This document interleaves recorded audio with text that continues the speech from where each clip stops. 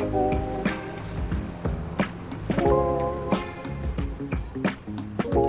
James, how are you?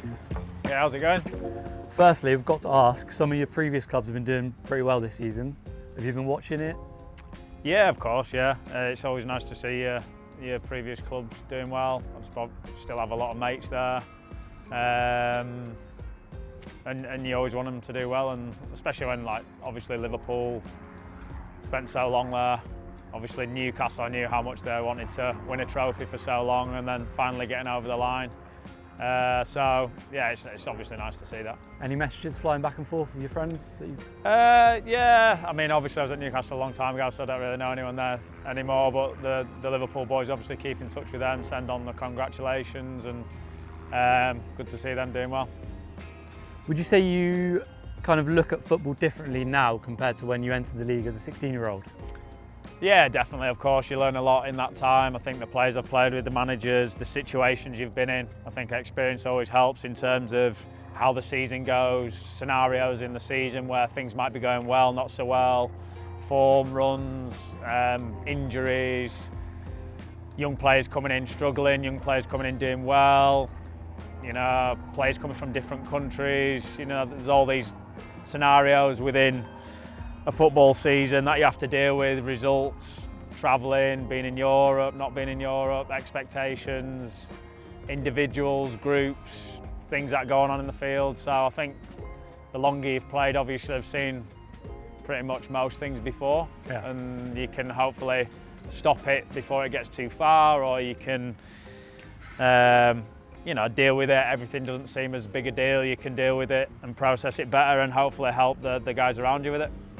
And obviously you've built up a lot of experience in your career and you're kind of like a role model in the team. Do you think you might go into management or be part of the staff at some point? Who knows? I think you know, football changes quick and managers change very quickly, so it's a high pressure job, and some days I think, yeah, I'd like to do that and I feel like I could do it quite well, and other days, you know, you see things going against managers and it's not really their fault and losing the jobs quick, and you think, is it for me? But I've done my B&A licence, so, and I enjoyed doing that, and here now, not playing as much as I would have liked this year, it's given me an opportunity to help out on the off-field side and do some stuff with the manager and things like that. So that's been great for me to learn off the manager and the coaching staff as well. Obviously we mentioned about making your debut at 16. Do you keep any memorabilia from your games, your debuts or anything like that? Shirts? Boots? Yeah, I've got some shirts of every club I played at, and different shirts I've swapped. I've got boots and Nike boots they've made me over the years, special ones for cup finals and milestones, 500 appearances, 600 appearances, things like that.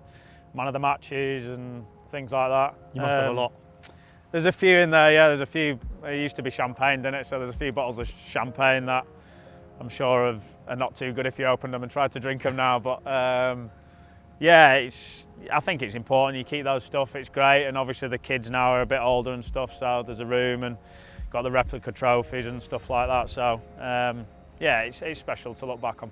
Is there like a best player shirt that you've got? I think I've got quite a few good ones. Messi's in there, who's obviously not too bad, that's a pretty good one. Ronaldinho one from back in the day, Zidane, Iniesta, I'm playing against them, so there's some pretty good ones in there, and then a few more as well, which I'm sure I'm forgetting and doing disservice to, but yeah, there's some good ones in there. Do you remember what the first player's name you had on the back of your shirt was as a kid? I do, it was Tony Dorigo, who played for Leeds. He was Leeds left back, and I don't know why, I just liked how he played. He was very fast, and I must have been 6 or 7 at that point, and must have just liked how he played, so that was the first name I had on the back of a shirt. That's a blast from the past. Yeah, it is, yeah. Do you remember the first game you went to? Oh, I think the first game I went to was a youth cup game. I think it was Leeds Man United when Leeds beat them at Ellen Road, and there was 40,000 there. And it was a season Leeds beat them over, it was a class of 92 or whatever, and they lost to Leeds and Leeds won, and they got 7 or 8 players out of that team who went on to play in the first team. I think we had Noel Whelan and maybe a couple made a few other appearances, but yeah, that was good to see Leeds beat Man United, and obviously there's a massive rivalry there, so that was my first introduction, standing on the Kop watching the Youth Cup final. And Leeds are your boyhood team, I guess? Yeah, I was a Leeds fan, yeah, growing up, so seeing that and seeing them win the title very young, don't remember it, I just remember my dad saying, enjoy it, you might never see it again in your lifetime, which hopefully he's wrong, but to this point he's obviously been right. But yeah, Leeds fan growing up, and then played for the academy and used to ball boy. Champions League nights was amazing time to do that. It'll be good to see him back in the Premier League next season then? Yeah, for sure. I think, you know, whatever you think about Leeds as a club, it's a big club, it's got an amazing fan following, and it's a club that I think, nobody has the divine right to be in the Premier League, you have to earn the right, and but I think the Premier League's a better league for having Leeds United in, for sure. What's Ellen Road like to play at? Yeah, immense. I think the atmosphere is incredible. You know, I think of the years I was there as a fan, but also as a player, things weren't going too well when I was a player, but the support they gave us, like even when we were losing quite heavily, they were singing all the way through. Remember getting relegated and they were singing "We're going down in a minute," just like, you know, vocal the whole time, no matter what, trying to get behind the team. So amazing fans. Do you have a favourite stadium to play at? It's tricky. I think Bernabeu and Nou Camp are pretty special, and as a away player, I think as a home player, like say Ellen Road and Anfield, probably have to be up there, to be honest. Toughest away stadium to play at? Oh, I think Olympiacos was pretty spicy, playing back there in the day.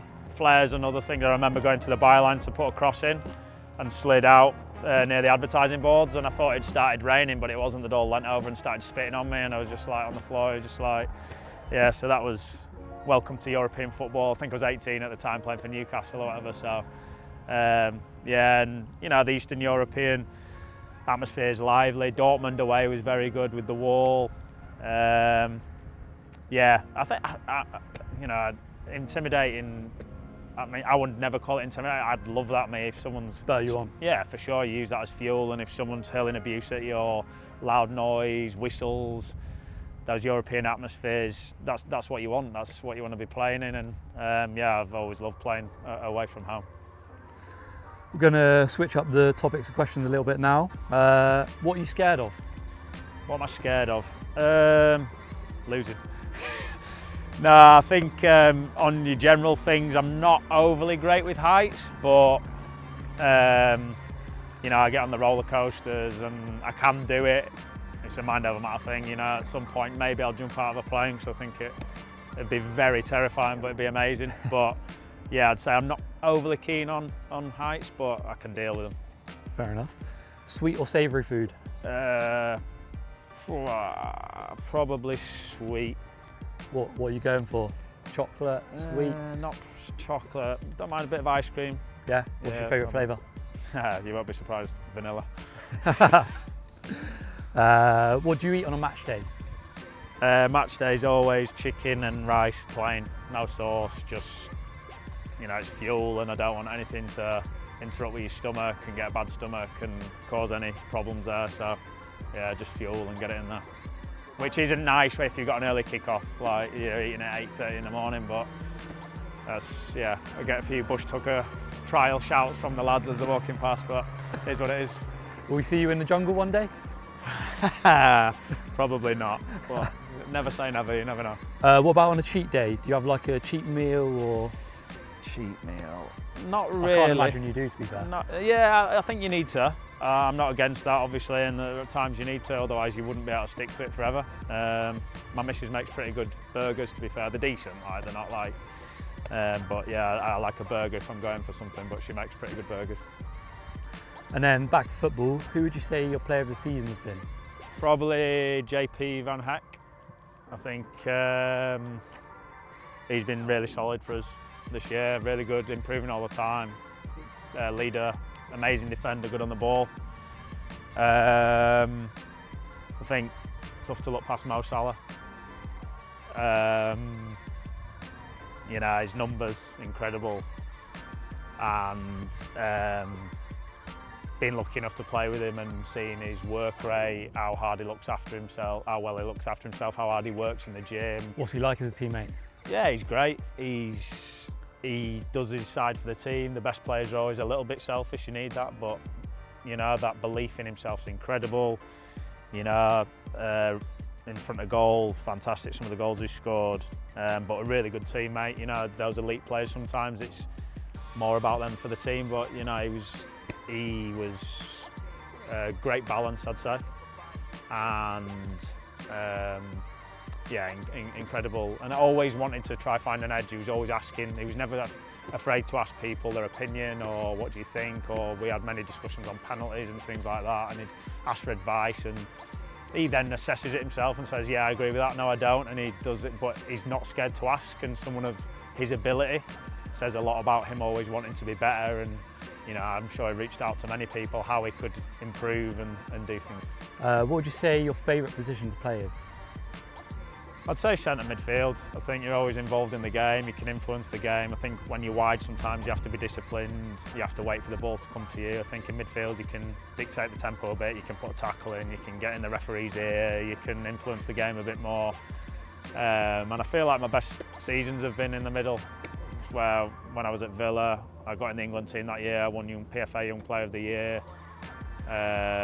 You know, year at Liverpool, I had a lot of assists in Europe, 1 year in the Europa League, 1 year in the Champions League. So I feel like, based on that, but obviously, you know, you do what you can for the team, so if you're asked to play somewhere else, you do it. Have you ever broken a bone? Yes, I broke 2 ribs when I was at City. Carried on playing with them for about 3 months it lasted, injections every game. That was probably the most painful thing I've had. The lads knew it in training. I didn't get injections for training, so it was a bit of agony, and then KOLO TOURÉ got excited one day and put me through a fence with my ribs, so that was a good day. And in the same game, I had 5 stitches in my head, and somebody crashed my car into a bollard. So that was, if things happen in threes, that was one of those days. So that was sore. That's probably the most painful. And then I broke my foot when I was at Newcastle. Lucas Laver, I went to clear a ball and he came in with his studs and I broke my foot. And he was a teammate a few years later. So the first day I met him, I obviously reminded him of that one and told him to expect one in training. Right, we're going to speed up the questions a bit now. So, does a straw have 1 hole or 2 holes? 2.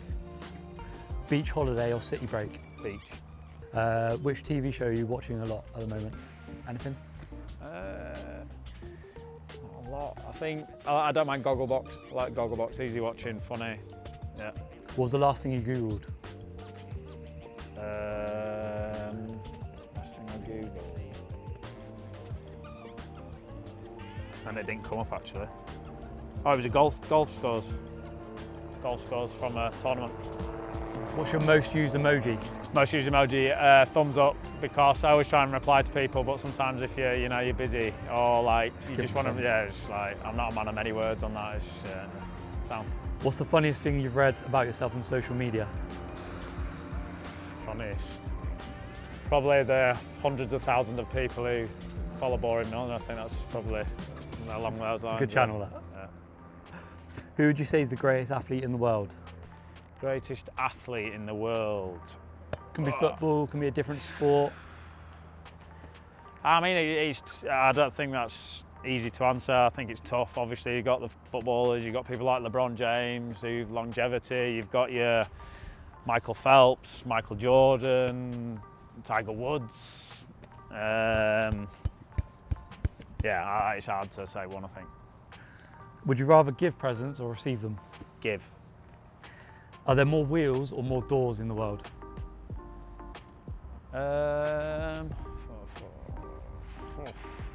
Gotta be doors. Who knows? What's your karaoke song? Don't have one. Hate karaoke. Did you have an initiation? Hate karaoke. If you were a manager, would you wear a suit or a tracksuit? In between. Bit of both. Yeah, a bit of smart casual probably. Which teammate would you most like to go into business with? Oh, good question.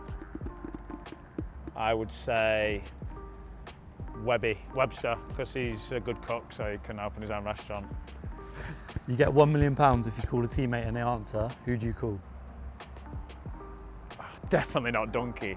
You send Donkey a message and he replies about 7 days later. That is a good question. I'd probably have to go. No, I don't know. Someone who's always on the phone. Yeah, or someone reliable. Probably like Genie, Rutter. Yeah. Like, yeah, seems to be always on his phone. So, but is he reliable? I'm not sure. Like he's got. Who's going to see James Milner's call and they're going to pick up? He probably hasn't even got my number saved, to be fair. So. Do you have any pre-game superstitions? No, not really. The only thing I've ever done is when talk about injuries, touch wood. Other than that. What do you say to yourself before you walk out for a game? Nothing to myself really. I think I sit and think about what I'm going to do personally inside my own head, but normally if I'm talking it's to the group and to the team and speaking to other people. Tell us something people might not know about you. Been playing a bit of piano for the last few years. So. Any good? Okay. It depends. Not compared to people who are amazing, but I can play a few tunes and things like that. What's your go-to? Elton John, I think. I like a bit of Elton John. Last question, what are you up to for the rest of the day? I've got a meeting now, I think, on the next game. So. Good luck with your meeting. Thanks for your time. Thank you.